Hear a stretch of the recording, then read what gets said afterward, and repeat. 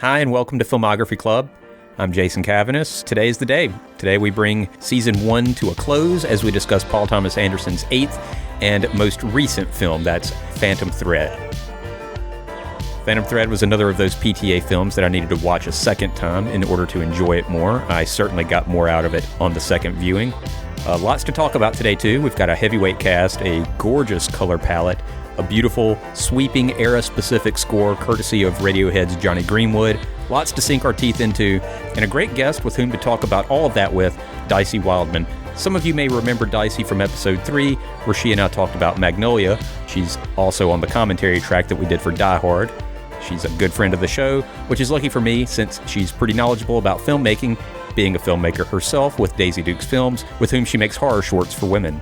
She also keeps busy with the Defy Film Festival, a festival that she co-founded and features all manner of weirdo films. And all that aside, she's a lot smarter than I am, so if nothing else, I learn something new every time we have a conversation. So without further delay, I bring you my conversation with Dycee Wildman about Paul Thomas Anderson's 8th film, 2017's romantic drama, Phantom Thread.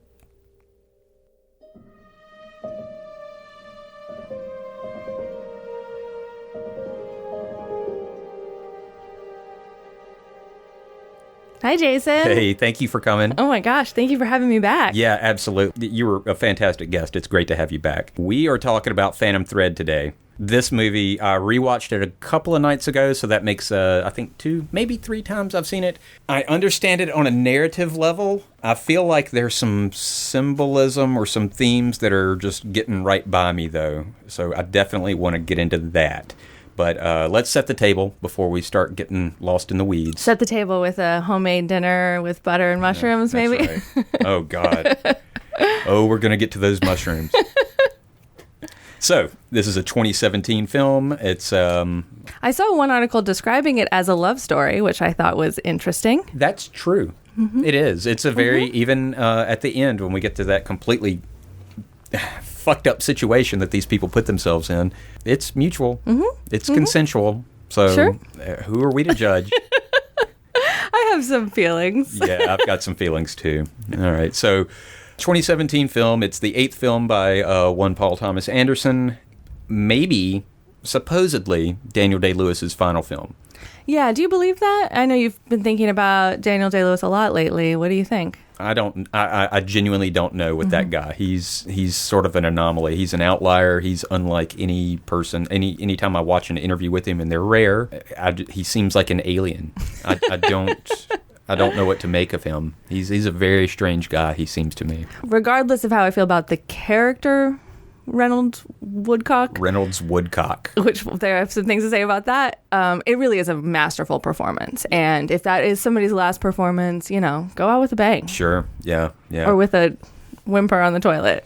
So Vicky Krieps is, I'm going to go ahead and call her the co-lead in this movie. Mm-hmm. In fact, the movie is sort of the framing device for the narrative is her fireside talking to the doctor, who we will get to.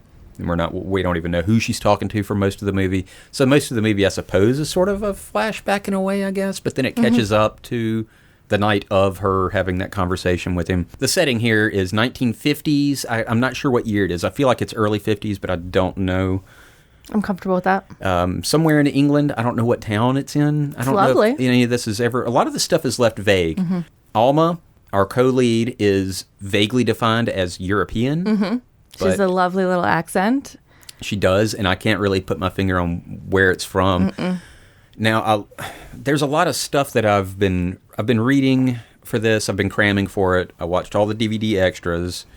There's not a lot in the way of video essays for this movie on YouTube. That surprises me, actually. Yeah, me too. But it's a relatively new film, 2 years ago, 3 now, I guess. I mean, there's a couple, but nothing that was well done. There was nothing like, lessons from the screenplay on it. But she's defined in a lot of interviews. I've been watching interviews, reading articles about it.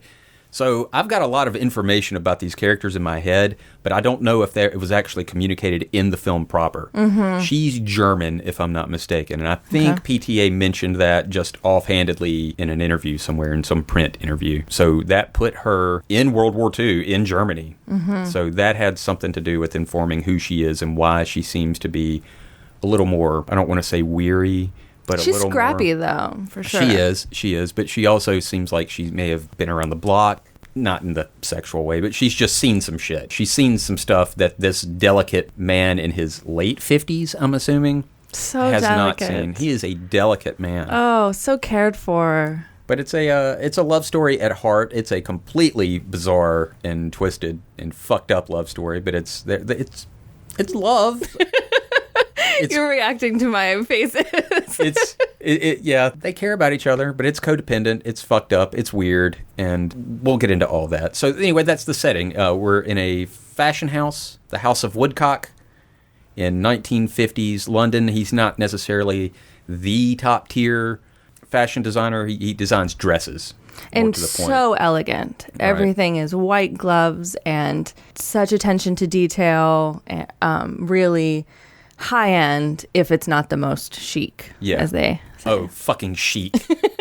Setting the scene. So it's 1950s. I think it's early 50s, somewhere in England. A higher end fashion house. I don't think it's like the top tier, but this guy does design dresses for royalty regularly and movie stars too. And that plays into the film too. And then we start getting into some really dark psychosexual territory towards the end of this film. And again, I watched this movie. I got it narratively. I appreciated it narratively, and just the look of the film was just absolutely gorgeous. The film stock they used, wonderful, wonderful stuff.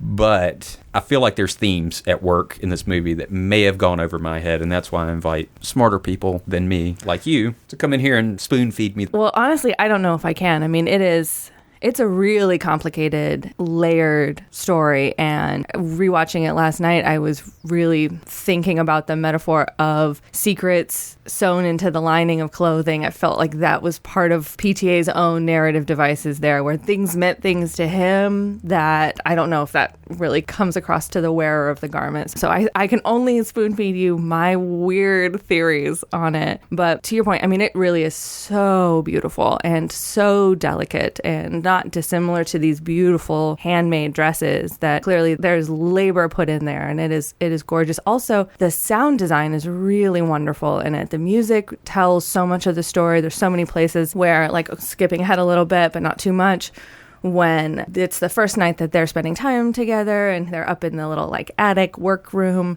and they're having a nice time, and then Cyril shows up and everything gets very awkward. There's no music anymore, but you just hear the creaking floorboards so loudly, and Alma's face is dropped, and the audio tells as much how you're supposed to feel as more maybe even than the narrative does. This might be Johnny Greenwood's, of course this is his fourth time, I believe, with PTA. So this is his latest collaboration with Johnny Greenwood, and this might be his boldest or his most accessible, but the movie looks like something from 1940s Hollywood. It feels like something from 1940s Hollywood, and it sounds like it. Those sweeping strings, big, bold, orchestrated stuff, not doing that weird, fucked up, percussive stuff that he had been doing, or the atonal dissonance from There Will Be Blood, like the horror music. Yeah, but there is some really like careful atonal choices here that are so well chosen. Beautifully soundtracked, really. I went through the soundtrack for, while I was editing the thing, just looking for music to drop in and out. Yeah, just absolutely gorgeous stuff. Very impressed with Johnny Greenwood. So we've got Reynolds Woodcock, we've got Alma, I forget her last name. Does she even have one? I don't know if it's even given, but she is just supremely charming. But then the third person in our triumvirate would be Cyril, who is the older sister of Reynolds Woodcock, and she basically runs the household.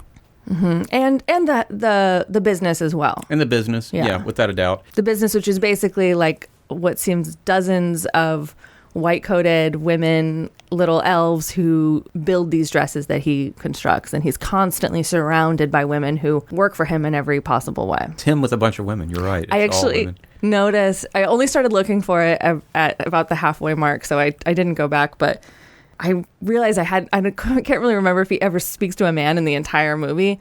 And so starting at about the halfway mark, he speaks to the doctor twice. Mm-hmm. Both times he just tells him to fuck off. Yeah. And that's literally it. That's it? Those are the only men that he speaks to in the movie?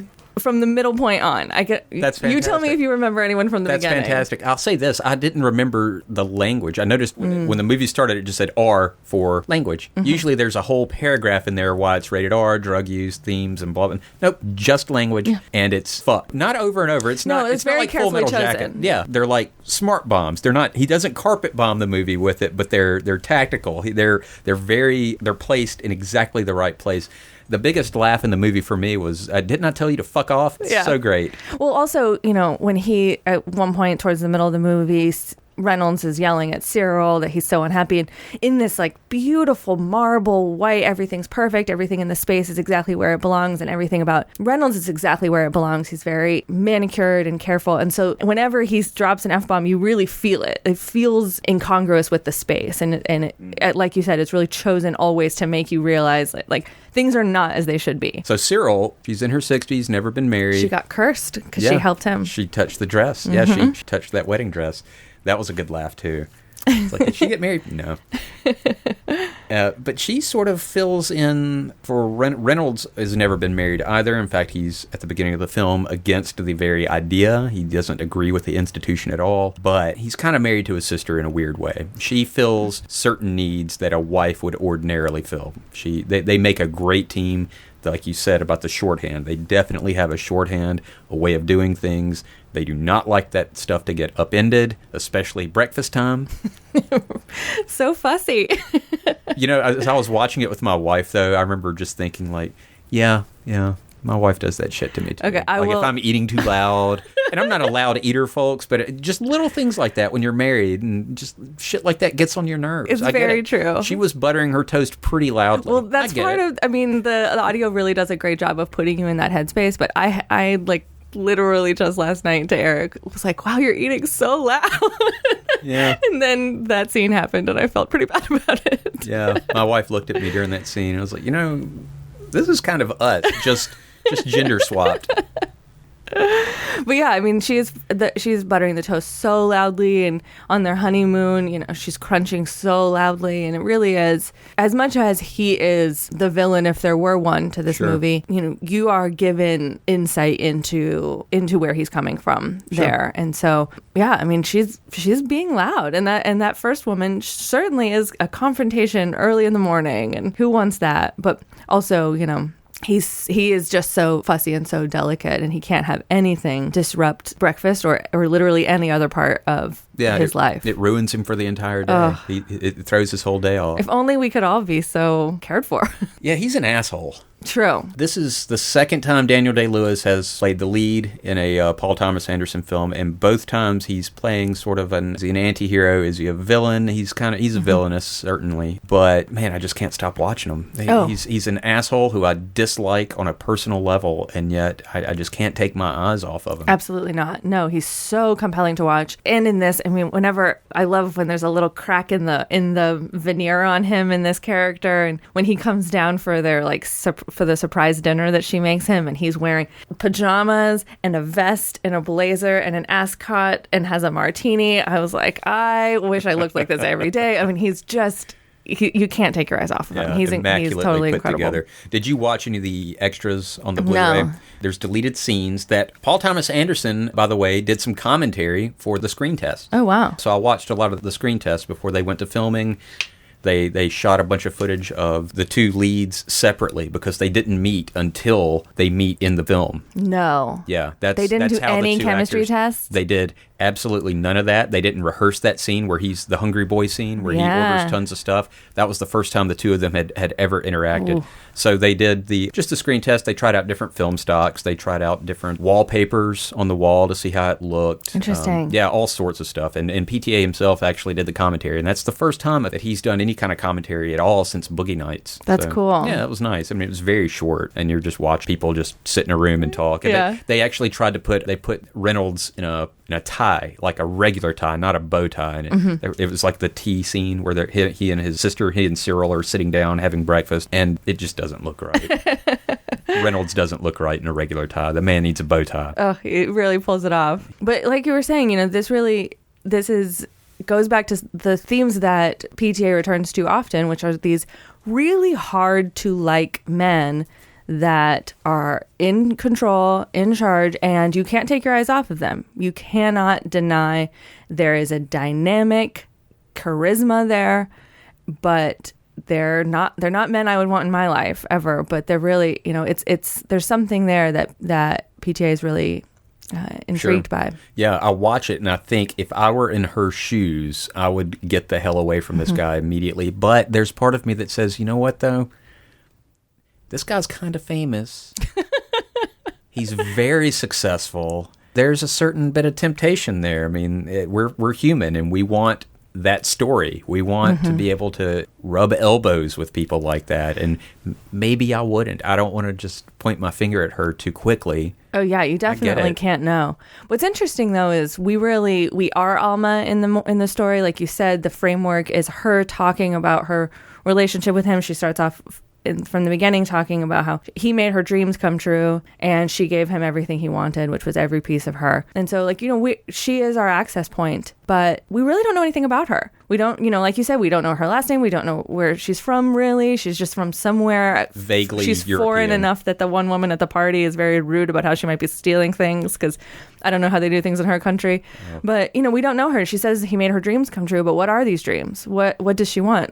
It appears that what she wants is to be with him, or I don't know. A lot of arguments could be made there. For him she wants him flat on his back. Yes. Is how she put it. She likes him vulnerable and open. And that's the only time it seems like that's the only time he's really somewhat affectionate. Kiss me, my dear, before I'm sick. Yes. Oh, God. So let's just get straight to the end of this movie. We're going to go ahead and spoil it for you. We get to the end of the film, and Alma has just had it.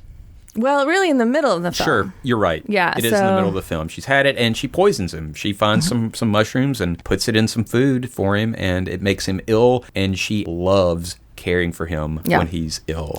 And he loves it too. What's happening prior to that scene is he's growing a little weary of her. As we've seen, he does this, he's in his life partner is his sister, Cyril. They're two sides of the same coin, but we see that he has had relationships and that he grows weary of them and then disregards them like trash. And so we see that start to happen with Alma, and she feels it, and she's smart enough to know that that's what's coming. Yeah. I need to do a Hail Mary here. And she does for sure. And she finds the mushrooms. She knows where there's the book about where to get or how to use the poison mushrooms, and she does that.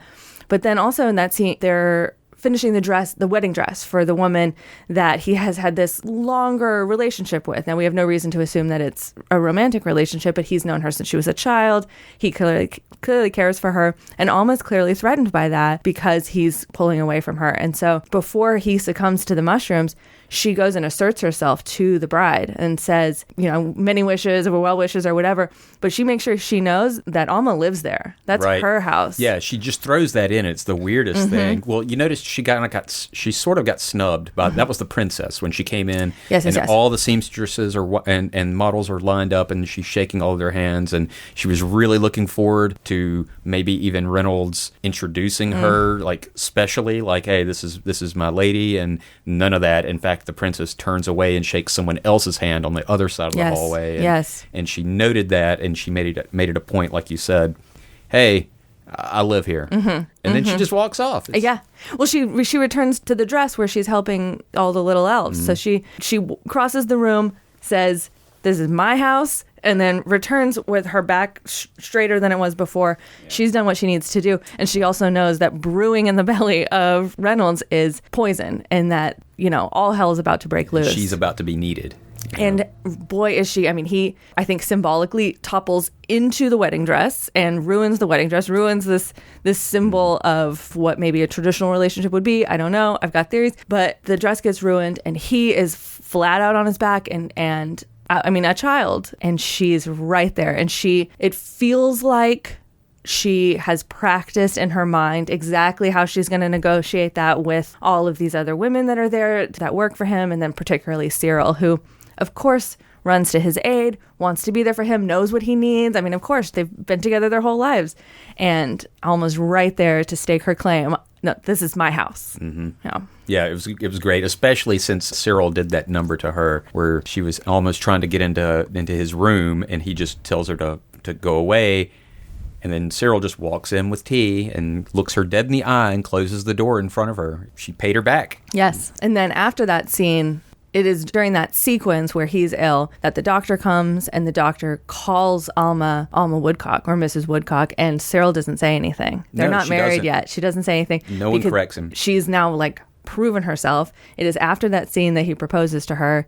And as the doctor's leaving, Cyril and Alma speak in unison to him. I was about to bring that up. They did it about 3 times, I think. Every time he spoke, he didn't really look at either one of them, I don't think, like, I'm addressing you. They both just responded exactly the same words in unison. Yeah. They were competing right there. They're competing, but also it's a changing of the guard. Because Cyril doesn't push back on that the way that, we've seen her try to assert herself with Alma. And she doesn't there. There is a like, okay, all right, I see that there's a new woman in town. And then later, she talks about how much she likes this one. Yeah, it does. I remember my wife actually kind of laughed when she mentioned, I'm so fond of her. Yeah. It's like, what? You treat her like shit. Yeah, but also, everyone's treating everyone like shit. Yeah. So these people are snobs. Yeah. They're snobs. They're assholes. And they're snobs in the way you would expect British fashionistas in the 1950s to be. Yes, they are very fond of themselves and full of themselves, and Alma's really an outsider in that, but she stakes her claim in a very unique way.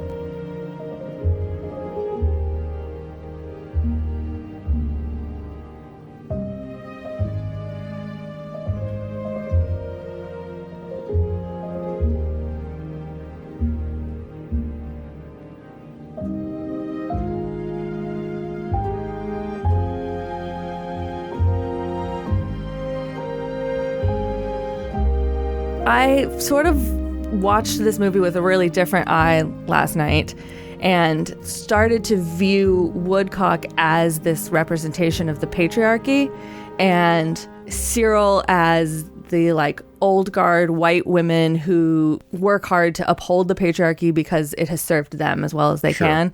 And then Alma's sort of this opportunity for something new. And I think, the scene when she gets invited to the party by the young doctor, and he's great and charming and thinks she's wonderful. And he invites her to a party that's the time of your life. And literally that party is phenomenal. It looks like the best party anyone's ever been to. Yeah, it looks like a Gatsby party. Oh, it's so great. And it really feels like, this is the future. This is the changing times. Reynolds is old and stodgy and fussy, and he's not chic. And Henrietta Harding, or whatever her name is, she doesn't want to come anymore. And she's getting dresses from somewhere else, and he's out of fashion. And Alma, she fits in great at this party. She's having the time of her life. With strangers, yeah. With strangers. And she, she runs from him to this party and because he doesn't want to come with her. And, it feels like this opportunity for something new, for changing times. And yet they both return back to the way things are and their relationship of this power dynamic where it's hard to say who has all the power there. I think they find a balance at the end, and the end is completely fucked up again. We didn't get to the end, I guess. No, I interrupted you to the middle. It's fine. So about in the middle, she poisons him a bit, and she gets to mother the guy. And he loves it. Yeah. Then go ahead, please. No, sorry. Please. We didn't talk about the fact that he hallucinates his own mother during that scene. That was the creepiest. She never says anything, yes. And she's wearing those late 1800s wedding. Oh my God, it was so creepy looking. I love that, and I had totally forgotten it until rewatching it last night. But I thought it was significant that as a vision, she says nothing. And when he speaks to her, he clearly has mommy issues and talks about that and how much he misses her. But he says he dreams of her saying his name. It's still all about how these things reflect on him. He is totally self-absorbed. Even in his dedication to this woman, it's about how it relates to him. Exactly. Just because this is a woman who mothers me. And that's kind of what he needs. She seems to be the one woman in his life, or it's established right off the bat in their first date that's pretty much the only woman that he loves, I suppose. Cyril. Cyril, yeah. I'm sure he loves Cyril too. But he just treats these women like just garbage. Yeah. Once he's done with them, he just gets bored and waits for them to get the hint. Yeah. Okay, so I interrupted you to remind us of the hallucination. So towards the end of the film, she poisons him again, except this time we find out that he's aware of it and digs it. Yeah. He looks her right in the eye and eats poison, knowing full well what it is, and kiss me, my dear, before I get sick. Yeah, I didn't You don't see the moment that it becomes clear to him. You don't. No. There's he's one moment. Suspicious when she's cooking. Yeah, but he does look up a couple of times, but there's no.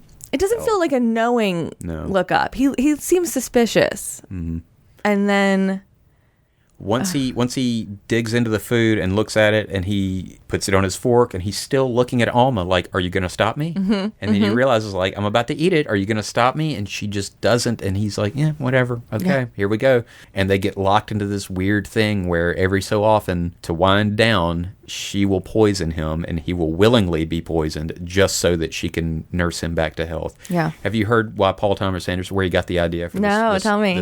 From? I saw him in front of an audience on YouTube talk about it on a panel, and he kind of played it for yucks that way, and then he gave a slightly different answer in print. So the one that he played for yucks in front of a stage with the panel with the actors, he said that his wife, Maya Rudolph, he got sick, and she was mothering him and kind of nursing him. And he just thought, man, I love the way she looks at me right now. How could I make her do this more often? And then the idea started rolling. In print, however, it was a little darker than that. And as Maya Rudolph was mothering him back to health, he remembered looking at her and seeing the way that she looked at him, like she just really adored and cared for the guy. And he was thinking, she's getting a lot out of this. Is she poisoning me? And I'm sure that was a joke. Yeah, it's just this weird thing. I mean, when I'm sick, I'm kind of a baby. Sure.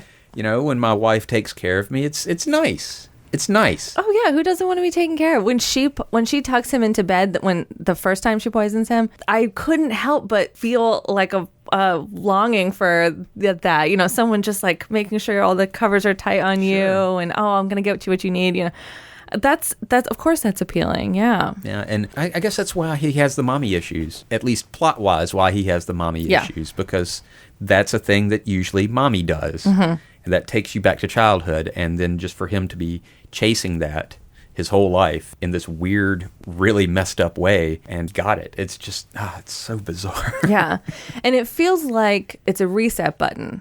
It's what does she say to him the second time at the end? She says, "I think you need to calm down a little," or something like that, where it's, okay, you're going away from me. You're looking at other places. You're distracted from me. Nope. I'm the thing that's going to save your life right now, and you better not forget it. Never mind that I'm putting you in danger by doing it. Yeah, and even at the end when he poisons himself and he's sick, he says something about, like, maybe we should call the doctor. Yeah. And she's, like, not into that idea at all. No, like, guys. You don't trust me? Yeah, like, how do you know what ratio to...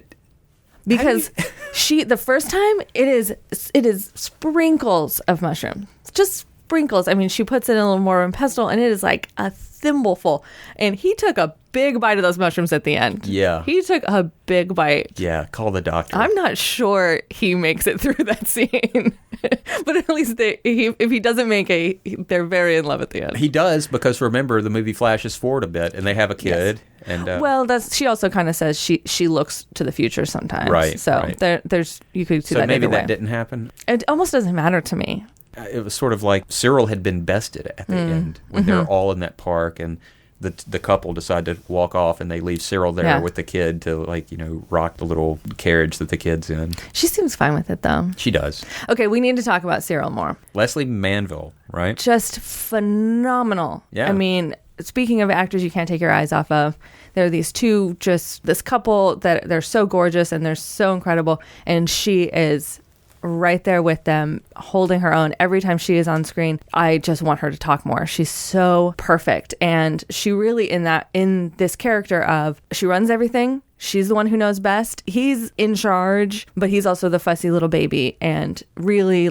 everyone does what she says. When they fight somewhere in there, he's frustrated and she's frustrated, and she says, don't complain at me, it hurts my ears, and don't come at me, I'll come right through you, or something. I mean, it is like... Yeah, you won't come out of it alive. Yes. I will go right through you, and you will be on the floor. Do you understand me? Something like that. Yes. And she never even once... I think they just throw a little side eye towards each other, and she just carries on drinking her tea. Yes. It's wonderful. It's the best scene I've ever seen. It's so good. And it is, it feels, the first time I saw the movie in the theaters, I walked out saying, I wish the movie was about her, because really she is the most interesting character to me. She is doing she's taken the opportunity that's available to her. She ends up having to be the mother for her little brother. She never gets married. He gets all this acclaim and yet and you know, is talented and rightfully brought riches into their lives, but she walks that line between, you know, loving and grateful and doing something that she appreciates to like really full of some ire and power there that you feel bubbling right under the surface. And I want to know everything about her. She relishes being in charge. They all do, I guess. When she had to rally the troops, all the seamstresses, like, hey, you're going to be here all night. If you're going to be using the phone, use the one in my office, and you're just not going anywhere. You're going to stay right here, and we're going to finish this dress. She loved the one being the one that had to take charge once the creative guy is out of the business. You know, she was all business. You know, and she's not in very many scenes. It's a handful, but those are the most interesting to me. That dynamic of that brother-sister relationship, and then her relationship to the world, which we only see filtered through the House of Woodcock. But I would watch the spinoff of her. Yeah, without a doubt. You should check out the Blu-ray extras. There's a House of Woodcock fashion show. There's a whole fashion show, and it's even narrated in a 50s type style. Welcome to the House of Woodcock. It's great. That's cool. Yeah, it's fantastic. He goes all out when it comes to making the extras sometimes, you know. I love that. Yeah, me too. Like when Magnolia, when he did all the music videos and then he shot them on set while they were shooting the film, you know, that sort of stuff. Yeah. I love it.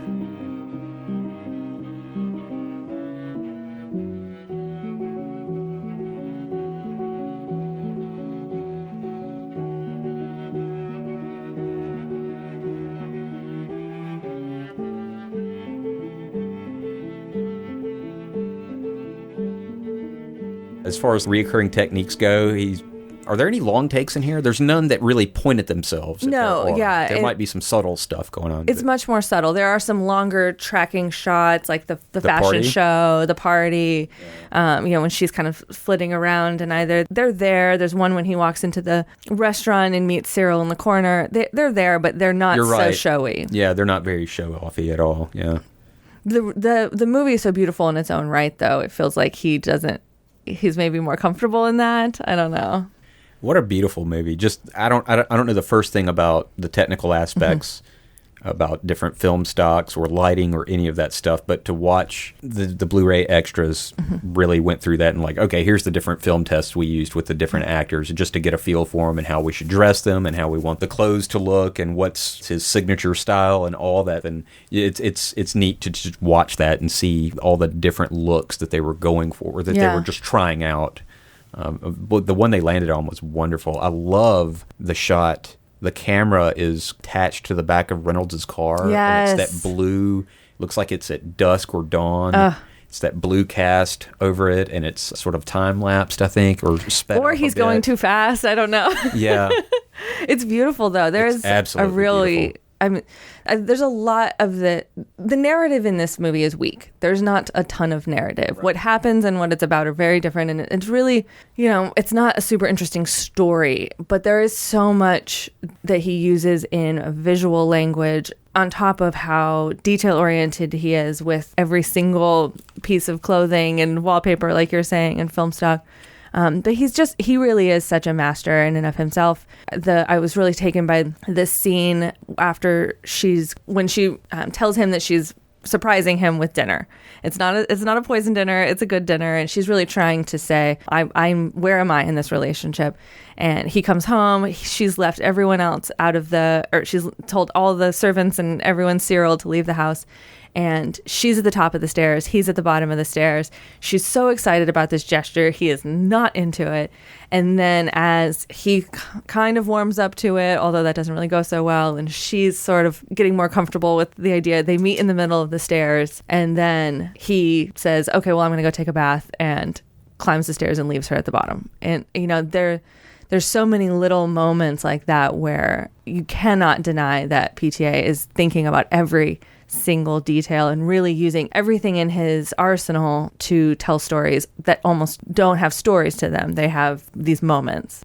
Yeah, that moment. In fact, when you read his scripts, and I don't know, I haven't read a ton of screenplays, but when I read his, at important moments, it'll say in all caps, that moment. Oh. In fact, that's the name of a short documentary, I believe, about the making of Magnolia. It's called That Moment. It's a thing that he keeps coming back to. It's like, okay, if you're reading this, if you're an actor, like, this is a big moment in the movie. Just know that. That's so fascinating. Yeah, I did not know that. I wasn't sure if that was just something he had done, because I've read a handful. I've read, like, Coen Brothers and Tarantino scripts, and they don't do that, but then I'm not well-versed, and I haven't read a ton of screenplays. So I wasn't sure if that was something that he did himself, if that was just special to him. I also have not read a ton of screenplays, but I've never read one that said that. So that's pretty cool. Yeah, he definitely points it out. I love that. Yeah, you're right. It is about little moments like that. It's a power dynamic. There's a shift in the power. The people are jockeying for position just in that relationship between those two people. And while it's not a car blowing up and it's not orcs coming over the wall at Helm's Deep, it's still exciting. It's still a big moment in the film.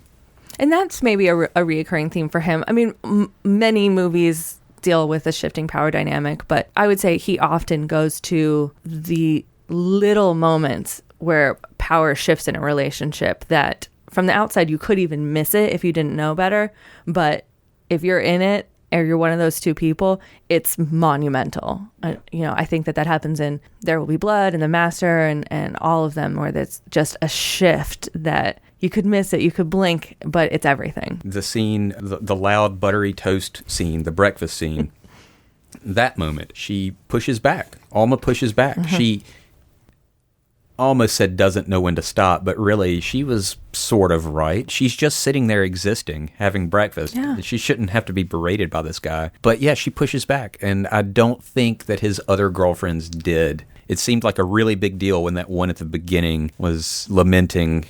Yes. It's like, oh God, this again. And he says, I can't take a confrontation in the morning. And is there any... I simply haven't time for a confrontation this morning. I feel like there's no bigger confrontation than I'm going to cook poison food and make you eat it. I mean, that's really in every way Alma holding her own.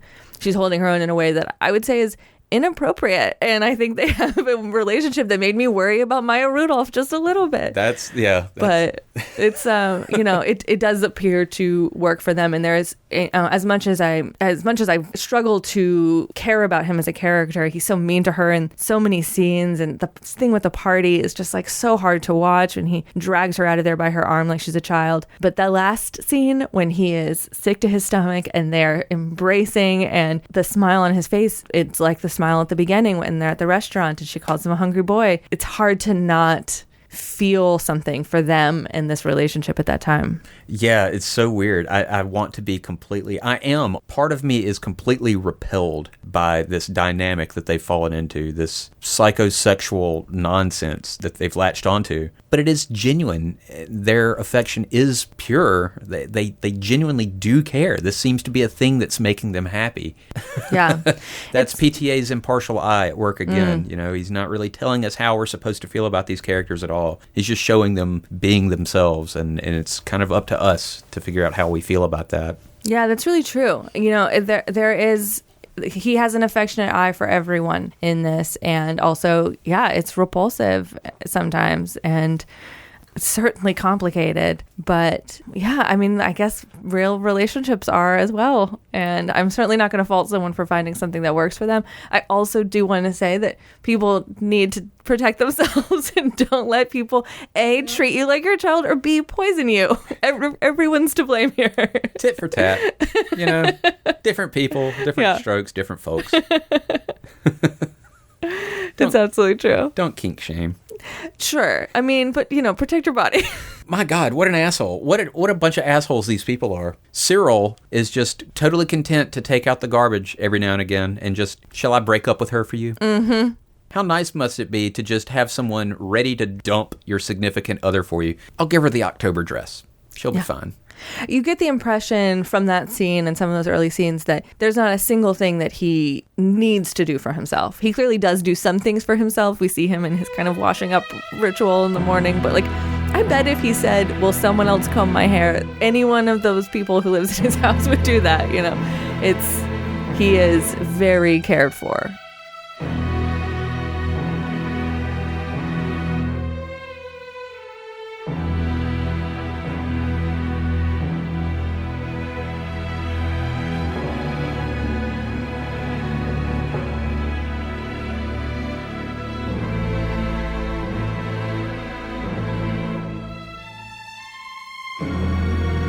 This was a really collaborative effort on PTA. He said that really Daniel Day-Lewis probably should have gotten a co-writing credit. Oh, that's cool. Not for plot stuff. The structure is all PTA, but a lot of the dialogue, he said when he wrote his dialogue, he just wrote it to be kind of utilitarian, and he knew that Daniel will spruce it up. He'll say it the way Reynolds would say it, but he just wrote what needs to be said. Which is like a roadmap. Yeah, just yes. Did he do that in any of the other scripts? That's so interesting. No, not to my knowledge. But he said in this one, Daniel Day-Lewis probably should have gotten a co-writing credit. Cool. He pretty much did all of his own dialogue, and he was there from the beginning. He just had an idea, and he went to him, said, "What do you think of that?" He even named his own character.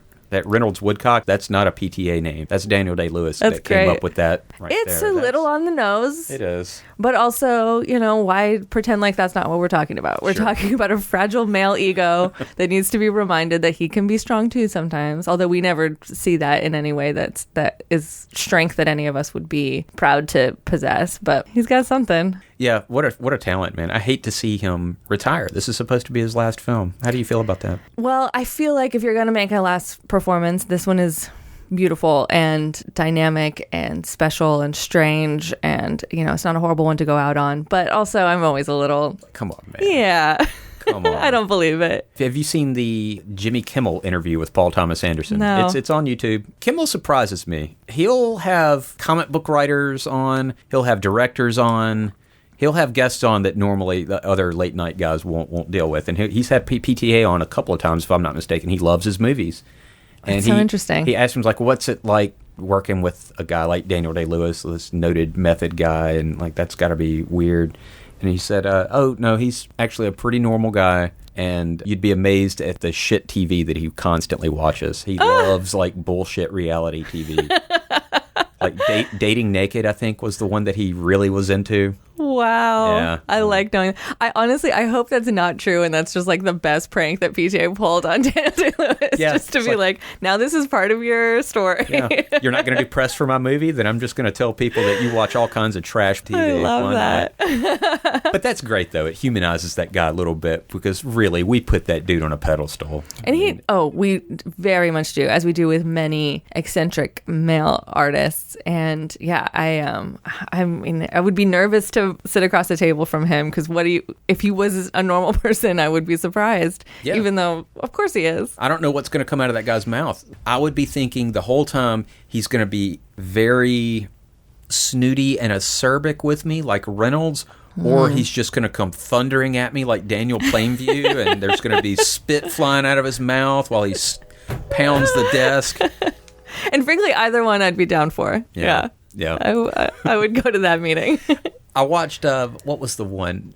I watched Last of the Mohicans recently. I have not seen that since I was a kid. Yeah, same here. And I barely recognized him. Would you say, I know you've thought about Daniel Day-Lewis a little bit more than most people recently.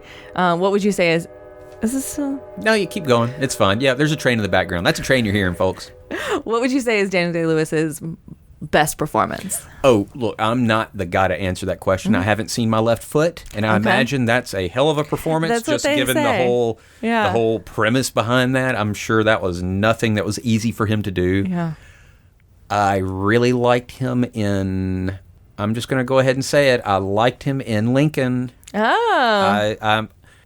I like Spielberg. There it is. Hey, I just said it. He's great. All the cinephiles just went, fuck this podcast. No, not at all. I like him. It's pop. It's pure cinema. Yeah. I prefer earlier Spielberg, but sure, I'm into it. Totally. Of course. But, I thought the poster was really good, and that's just people in rooms talking. So, but anyway, my point is, I thought he was really good in that.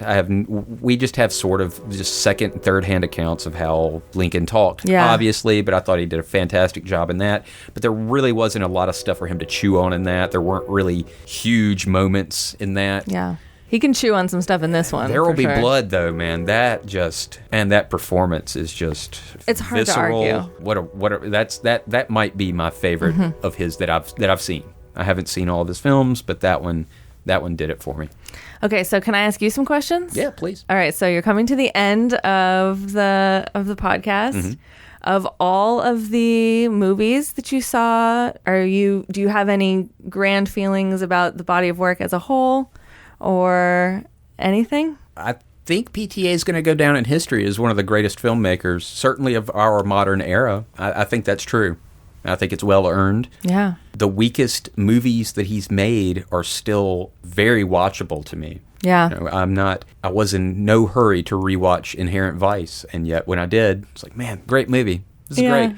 The Master shot right up there. It's in a close second now, I think. What's number one? Boogie Nights. Yeah. Boogie Nights is always going to be my number one PTA movie. It. Maybe my number one movie of all time. I mean, if someone asks me what my favorite movie is, I'll say that one, or there's a couple of other ones that kind of cycle in and out. But it's definitely in my top 5. It's wonderful. And a lot of that has to do with nostalgia.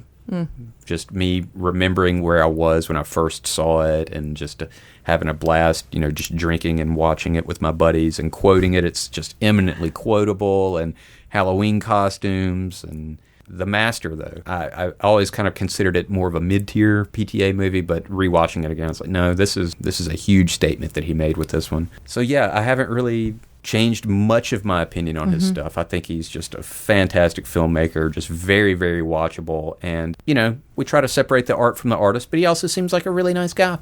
I always will. Whenever I think about him, I cannot divorce it from the knowledge that he is married to Maya Rudolph, who I think is like one of the most incredible human beings on the planet. And whenever I think about her, I just feel better about everybody and everything. Yeah. And so the fact that they're together really does something for me. She's great.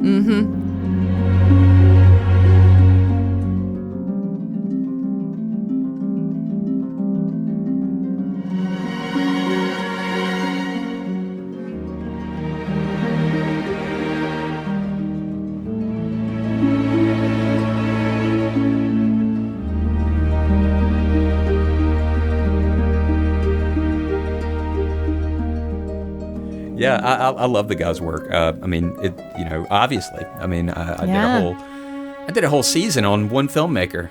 It's done. You did it. Close to it. I mean, I still have some writing and some editing to do for the last episode, but yeah, and I didn't even talk about his music video directing career. Yeah, he's got I thought a about very that. Prolific career as a music video director, especially recently. And there's Janun, or Janun, I'm not sure how you pronounce that, but it's the documentary that he filmed in India, if I'm not mistaken. Oh, I don't even know about that. Yeah, they showed it at the Belcourt for a little while, and I missed it. But it is on Amazon Prime to rent, so I think I'll probably watch that pretty soon. I think you have to. Johnny Greenwood, I think, went to India, and he played with some people, and he just filmed it all. Cool. Yeah. Let's talk about... Can we talk about just the design of this thing? I don't know the first thing about fashion. Clearly to you, none of you guys can see this clown costume I'm wearing right now. But even I, watching this movie, I knew that Reynolds Woodcock has a signature look. There's a thing that he does in fashion it's his maker's mark. And I can't really put my finger on exactly what it is. It's those fabrics.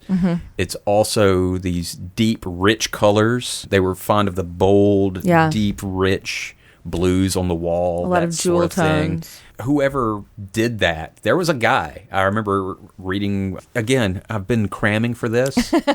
So I've got all this information about Phantom Thread in my mind, but I'm not sure if it came from the film itself, from something I read peripherally, from an interview. But there was a person whose job it was, obviously, to pull that look together and to bring it alive. And I think that that guy or gal did a wonderful job. I agree. I think it is both... It does. The clothing accomplishes so many things, and obviously, with a movie like this or a concept like this, the clothes have to be a character in and of themselves, and so they really are. They tell this story, or they tell this piece of it, which is that there is elegance, there is attention to detail, there is absolutely a heaviness, there's a seriousness to every single dress. You know, even the dress. Even we see her at one point wearing a kind of T-length, maybe more of a party dress, and it's got a floral print on it, but even the floral print is very serious, and it's the one that she's like, well, it's not my taste. And it's on black. Yeah. The background is black. They said that they specifically did that. I remember them talking about that particular dress. It was like, okay, this is the spring season collection here. but there's nothing that looks particularly springy. We didn't even go for floral print except for once, but that was against black. Yeah. It feels like that. If there's very little joy to his clothing, his and except for the one moment that I can feel a difference in that is during the fashion show scene. Alma's wearing this red dress, and the dress itself really has no joy to it. It's lovely, and that's it. But she is so electrically beautiful in it, and she's having a good time wearing it. And she is the joy in those clothes. There is the clothes themselves are joyless, and they are heavy, and they are stodgy and fussy, and really say a lot about him. But then there's also the piece of it that, in terms of the signature look, they're all very form-fitting. They are about the human body. They are about these women's bodies, and he talks about how through his work he can transform her body. Right. He decides what her body looks like. And that's a big part of it. You know, we see the first woman, the beautiful redhead who comes and tries on a dress. Her undergarments have like padding on her hips so that like her body looks different. And then with Alma, he says, "You have no breasts. It's my job to give them to you if I choose to." Through his work, he is transforming the women around him and deciding what their bodies look like. At his leisure, yes. too. He explicitly said that, too. He looked her dead in the eye. If I so decide. Yeah. Yeah, it's a big deal. And so I think that's a big part of his character too, as represented there. And that it's really a great choice. Whoever had that really difficult job of deciding what this beautiful character of the clothes looked like, they did a great job. Yeah, I think so too. Even the house itself, the wallpaper, the drapes, like that was part of the extras when they were looking at different film stocks. They were also seeing just the way the light played coming through different types of drapes.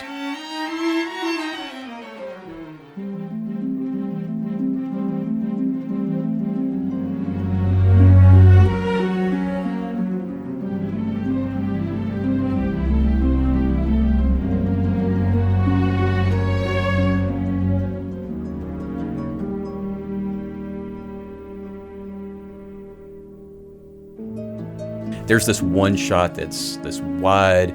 It's in this room. I don't think we see one ceiling in this movie, by the way. These ceilings are really high. There's 2 open windows. It's nighttime. It's a darkly lit room. And that amber and teal that's everywhere now, everything is orange and blue, and the contrast between that. There was one of them that had this orangey kind of haze coming through the window, and the one over here about 15 feet to the right had this bluish haze coming through it. It was absolutely beautiful stuff. I love that. Yeah, it's interesting you talk about you don't see a ceiling. I realize we're really almost never outside in this movie as well. Yeah, towards the end when they have the baby and they're walking around which may outside, or may not be real. Which may or may not have even happened. And then there's the scene when they're in the boat, and there's that beautiful shot of the mountains in the background. Are they in a boat? They're in a boat. If I'm not, I think that's their honeymoon. Right. I think that's right. Yeah. Well, she goes on a hike up the mountain. So, but yeah, exactly. I think that's one of the very few times. I didn't think of that. And it's interesting too. It feels like because I have this lens that I'm viewing it all with of her being like potential progress, and she climbs the mountain and he stays at the bottom.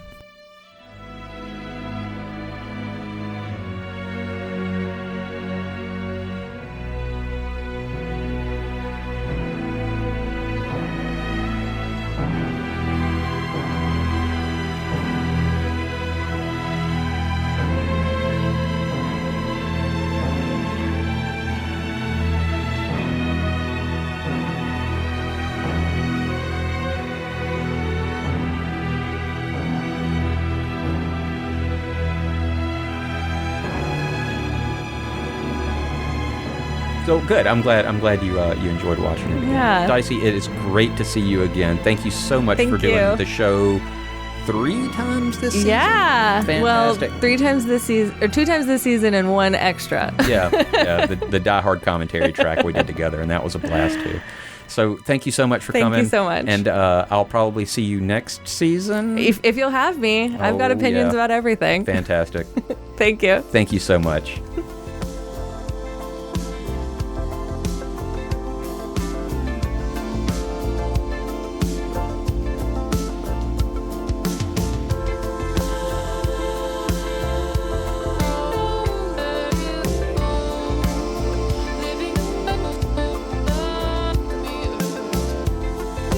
So there you have it. PTA's Phantom Thread, possibly the final word from Daniel Day-Lewis as an on-screen presence. A solid film to go out on from one of modern cinema's finest filmmakers. And that does it for Season 1 of Filmography Club. I hope you've enjoyed listening half as much as I've enjoyed working on it, and I hope I've encouraged at least some of you to seek out Paul Thomas Anderson's body of work. Obviously, I'm a big fan of his work, having now produced an entire season of a podcast about it. We're going to take a little time off between seasons, but we'll be back sooner rather than later with a new filmmaker and filmography to explore. I want to thank Will Fox for early development and encouragement, not to mention editing the first 2 episodes. I want to thank Harrison Holmes for recording episode 2 and editing episode 3. All of my guests this season, Dycee Wildman, Caleb Dirks, Drew Hammond, Becky Delius, and Megan Burke. I'd also like to thank the insanely talented Ross Warner for the music, courtesy of his Uncle Skeleton project. I encourage you to look that stuff up. It's fantastic.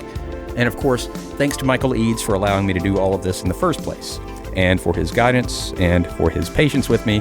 Most of all, thanks to you for listening and for spreading the word and for the reviews and for the feedback. It means the world to me, so thank you, thank you, thank you. Filmography Club is produced right here in beautiful Nashville, Tennessee by the always hardworking folks at We Own This Town. This has been Filmography Club Season 1. I've been Jason Cavanis. Thank you for listening. Until next time.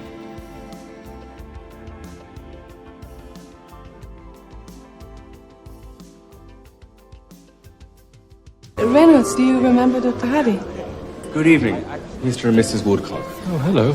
How do you do, Mr. Woodcock? How are you feeling? I think we met in a puddle of sweat, didn't we? Yes, that's right. I probably owe you an apology of some kind. I seem to remember barking at you. There's no need. I've been laid siege by much worse. Oh, really? You look very healthy. How are you feeling? Didn't I tell you to fuck off? Yes, you did. Yes, you did. Yes, you did. Yes, you did. Yes, you